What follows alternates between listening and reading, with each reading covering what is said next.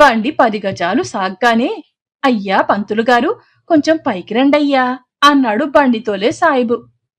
నవ్వుకుంటూ కొంచెం ముందుకు జరిగాను. మళ్ళీ కొంచెం దూరం సాగేటప్పటికి, తమరింకా పైకి రావాలండయ్యా అన్నాడు సాయిబు. నాయనా, ఈ కొద్ది పరిచయంతోటే నా మీద ఇంత అభిమానం కలిగి నన్ను పదే పదే పైకి రావాలని కోరుకునేవాడవు నువ్వు ఒక్కడవు కనపడ్డావు. చాలా సంతోషం. ఇంకా చాలునా అన్నాను కొంచెం పైకి జరుగుతూ. చాలునండి మహారాజ్ అన్నాడు. ఆరిని ఇల్లు బంగారంగాను నన్నప్పుడే మహారాజుని కూడా చేసేశావు అన్నాను. చిత్తం, తమరు ఎప్పుడు మహారాజులాగానే ఉంటారండయ్యా అని నవ్వుకుంటూ ఈలవేసి హుషారుగా బండి పోనిచ్చాడు. ఆ ఉత్సాహంతో మమ్మలను అరగంటైనా కాకుండా నరసాపురంలో మా హైస్కూలు గుమ్మంలో బండి ఆపి, ఇక దిగండి మహారాజా అని నన్ను నా పరివారాన్ని హెచ్చరించి తను కిందకు ఉరికి బండి గుర్రం పైకి తేలిపోకుండా నొక్కి పట్టుకుని నిలబడ్డాడు. మేం ముగ్గురం నెమ్మదిగా కిందికి దిగాం. మాకెదురుగుండా హెడ్ మాస్టారుతో సహా ఉపాధ్యాయులందరూ 50 మంది విద్యార్థి బృందం నాకు స్వాగతం చెప్పడానికి అక్కడే నిలబడున్నారు. దిగగానే మా రోజుల్లో నేనెరుగని విశేషం ఒకటి ముందు కనబడ్డది.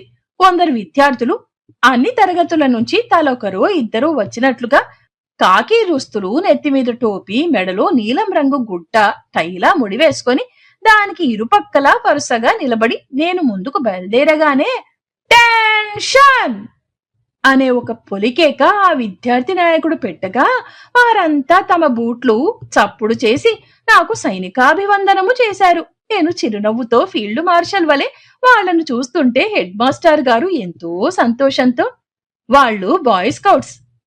మన స్కూల్లో ఈ ఏడే శిక్షణ కొత్తగా ప్రారంభించాం.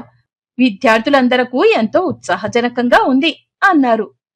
చోపుదారులు పరాకు పలుకుతున్నట్లుగా కొందరు ఉపాధ్యాయులు కుర్రవాళ్లను అల్లరి చేయకుండా తమ తమ స్థానాల్లో కూర్చోమంటూ హెచ్చరిక చేస్తుంటే, నేను నా పక్కన ఉన్న హెడ్ మాస్టర్ గారు మహామంత్రి తిమ్మరుసైనట్టు నేను రాయులునా ఏమిటి అనుకుంటూ లోపలికి ప్రవేశించాను. హాలు కిటకిటలాడుతుంది. అక్కడ కేవలం విద్యార్థులే కాక చాలా మంది పురప్రముఖులు, ఉద్యోగులు కూడా వచ్చినట్లు కనపడ్డది.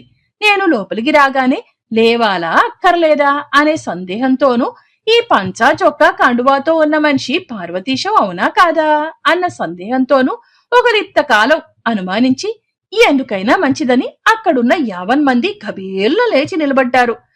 నన్ను హెడ్ మాస్టర్ గారు ఎంతో గౌరవంతో తిన్నగా అక్కడ ఉన్న ఉన్నత స్థానానికి తీసుకువెడుతుంటే, పంచకట్టుకున్న నేను పార్వతీశాన్నేను అనే నిశ్చయానికి సభికులంతా వచ్చి హర్షధ్వానాలు చేశారు. నేను చాలా గంభీరంగా, మామూలు నవ్వుతుళ్ళు లేకుండా చాలా సుప్రసిద్ధుడులాగా ఒక్క క్షణం నిలబడి సభికులనందర్నీ దయార్ద్ర దృష్టితో చూచినట్లు చూచి, నేను చాలా గంభీరంగా, మామూలు నవ్వుతుళ్ళు లేకుండా చాలా సుప్రసిద్ధుడులాగా ఒక్క క్షణం నిలబడి సభికులనందర్నీ దయార్ద్ర దృష్టితో చూచినట్లు చూచి దయచేయండి అన్నట్టు హస్తాభినయం చేసి కూర్చున్నాను. సభికులంతా వారి వారి స్థానాల్లో కూర్చున్నారు. కిందనున్న ఉపాధ్యాయులంతా విద్యార్థులందర్నీ సరిగ్గా కూర్చోబెట్టి, బల్లలు లేక నిలబడి ఉన్న కొందరు విద్యార్థులను ప్లాట్ఫారానికి ఎదురుగుండా నేల మీదనే కూర్చోబెట్టి నిశ్శబ్దంగా ఉండవల్లని అందర్నీ హెచ్చరించగానే సభలో శబ్దం చల్లారింది. హెడ్ మాస్టర్ గారు నెత్తిమీద తలగుడ్డ, మేడమీదనున్న కండువా సవరించుకొని ప్లాట్ఫారం మీదికి దయచేసి ఒక కుర్రవాణిని పైకి రమ్మని ప్రార్థన చేయమన్నారు. సభ్యులంతా లేచి నిలబడ్డారు. ఆ విద్యార్థి తాను నేర్చిన గణపతి స్తోత్రం సంస్కృతంలోనూ, సరస్వతి ప్రార్థన తెలుగులోనూ చేసి మాకు నమస్కరించి తనకేదో అఖండ గౌరవం జరిగినట్టుగా సంతోషించి కిందికి వెళ్లిపోయాడు. హెడ్ మాస్టర్ గారు లేచి నిలబడి మళ్లీ ఒక మాటు కోటు కండువా సవరించుకొని సభ్యులను చూసి మందహాసం చేసి కొంచెం కంఠం సవరించుకొని సభాయ నమః అని చేతులు జోడించి, మహాజనులారా, విద్యార్థులారా, సోదర ఉపాధ్యాయులారా, ఈ రోజు మనకందరకు చాలా సుదినం. ఇది ఒక అపూర్వమైన, మరపురాని, మరవకూడని సంఘటన. మన స్కూల్లో మా వద్ద విద్యనభ్యసించి ఈనాటికి మన తెలుగువారిలో ఏ ఒక్కరిద్దరో తప్ప తక్కిన వారెవరూ చెయ్యలేని సాహస కృత్యం అసాధారణమైన ధైర్యముతో, నేర్పుతో చెయ్యగలిగాడు మన పార్వతీశం. కొన్ని సంవత్సరముల క్రితం అతను నా విద్యార్థి అయి ఉండటం నాకింతంతా అని చెప్పనలవి కాని ఆనంద హేతువు గర్వకారణముగాను ఉన్నది.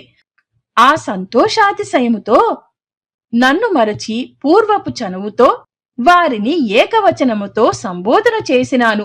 వారు అన్యథా భావించరని తలుస్తున్నాను అని నాకేసి చూశారు. నేను మౌనంగా వారి వైపు ఒక నమస్కార బాణంతో మందహాసం జోడించి విసిరాను.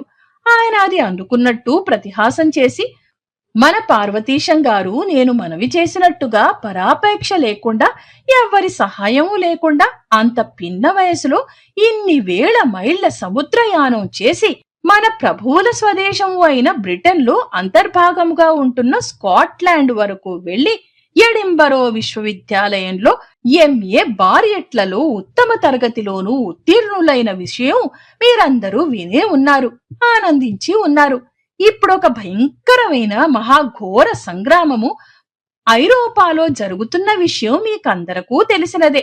ఈ రోజులలో జలంతర్గాములు సప్త సముద్రాలలోనూ అహర్నిషాదులు తిరుగుతూ ఉంటే, సముద్రం మీద చూడ భయంకరమైన యుద్ధ నౌకలు పహారా ఇస్తుంటే, పైన అంతరిక్షంలో వాయు విమానాలు మన సంచారాన్ని సంచలనాన్ని 1000 కళ్లతో కనిపెడుతుంటే, ఎంతో ధైర్యం చేసి ప్రాణభీతి లేకుండా వీటన్నింటినీ తప్పించుకొని క్షేమంగా ఆరోగ్యంగా స్వదేశానికి తిరిగి రాగలిగిన ధైర్యశాలి మన పార్వతీశం గారు. వారికి పరమేశ్వరుడు ఆయురారోగ్య ఐశ్వర్యములు ప్రసాదించమని మనమందరము చేతులెత్తి ప్రార్థించాలి అనగానే సభలో ఉన్న 50 మంది తప్పదు కాబోలని బాధపడకుండా ఒక్కసారి చేతులెత్తారు. మళ్ళీ మన హెడ్ మాస్టర్ గారు మరోమారు కంఠం సవరించుకొని గాత్ర గాంభీర్యాన్ని స్థాయిని తగ్గకుండా, ఇక పార్వతీశం వారి గుణగణాలను, వారి విద్యాబుద్ధులను, వారి తెలివితేటలను ఎంతసేపైనా మీకు చెప్పవల్లని ఉన్నది. కాని ఇప్పటికే కాలాతీతమైనందువల్ల నా పరిచయ వాక్యాలు ఇంతటితో ముగించి మన పార్వతీశం గారు లేచి వారి అనుభవాలను మనకు తెలుపవల్లని కోరుతూ, సభా ప్రారంభం అనుకున్న దానికంటే చాలా ఆలస్యమైనందుకు మన్నించవలెనంటూ నేను విరమిస్తున్నాను అని కుర్చీలో కూర్చొని వారు పడ్డ శ్రమకు ముఖాన బయల్పడిన స్వేద బిందువులను తుడుచుకుంటుంటే సభికులు దిశలు మారుమోగేటట్లు సుదీర్ఘ హర్షధ్వానములు చేశారు.